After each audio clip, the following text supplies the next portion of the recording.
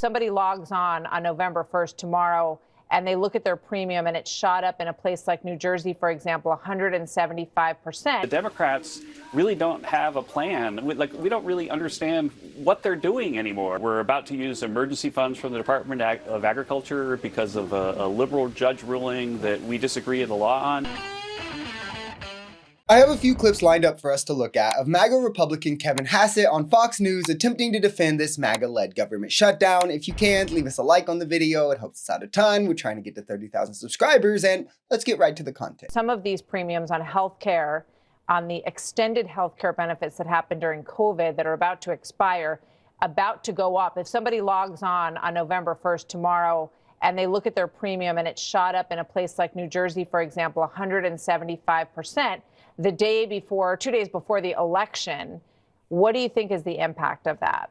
Well, I think that the Democrats think that they can shut the government down and not have a negotiation over these things, which are, by the way, premium increases that they voted for. I think it's kind of simple what's going on, and it revolves around MAGA playing politics, playing the optics. Republicans want to keep voting on this specific CR that they know that Democrats disagree with without any negotiation on it because they don't actually want it to pass. They want to be able to go, look, Democrats keep voting against opening the government. It's an optics play. Again, meanwhile, Democrats proposed a bill to pay the military troops prior to Trump coming out and doing it. Mike Johnson refused to bring that to the floor. Democrats proposed a bill to keep food stamps funded. Mike Johnson and John Thune are refusing to bring it to the floor. One side wants to negotiate, which is necessary to do these things. It's how democracy works. And they're willing to fund any bills or pass any bills to keep these programs funded that might be affected while the government is shut down.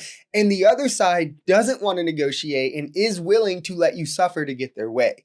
Take your pick. The Democrats really don't have a plan. We don't really understand what they're doing anymore. And the one thing I think that they're doing is just trying to stop the president's momentum because he's had, just think about it, we had this historic trip to Asia with deals left and right and a great deal with China for our soybean farmers. And so they're trying to slow us down, but they can't slow us down. We continue to work every day to achieve the president's vision. And when they finally do open up Congress, we're going to have everything ready for them to go the very first day. The Democrats just want MAGA to operate within democracy. That's literally it. They want them to come to the table and negotiate with them the same way every majority party has in history to keep the government open the way they just did with them 3 years ago when they had House majority. Rather than thinking you can just force your hand. I mean, Democrats aren't asking for free college, single payer healthcare, literally like anything partisan. They're asking to mitigate healthcare costs for hardworking Americans and the elderly. Republicans don't want to do that because they want to be able to say Obamacare failed so they can replace it with more privatization. Like, it's literally night and day as to what the two sides care about and who and what their priorities are. The president is right that we've got to get the government open because we've got people who aren't getting the food support they need.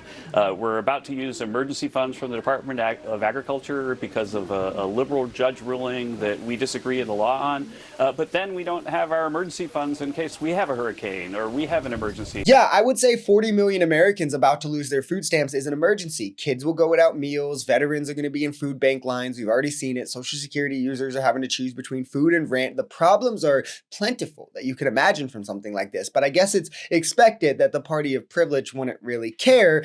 I mean, this exposes such a lack of planning from this administration that is truly dangerous. Like 32 days into a shutdown and you don't just have like emergency funds ready to move these things around like you're worried about being out or having none. Like you had 40 billion to send to Argentina to bail out their failed small government principles. So it looks better that you're trying them here, but none for Americans who lose their food stamps. I mean, that's America first. Am I right?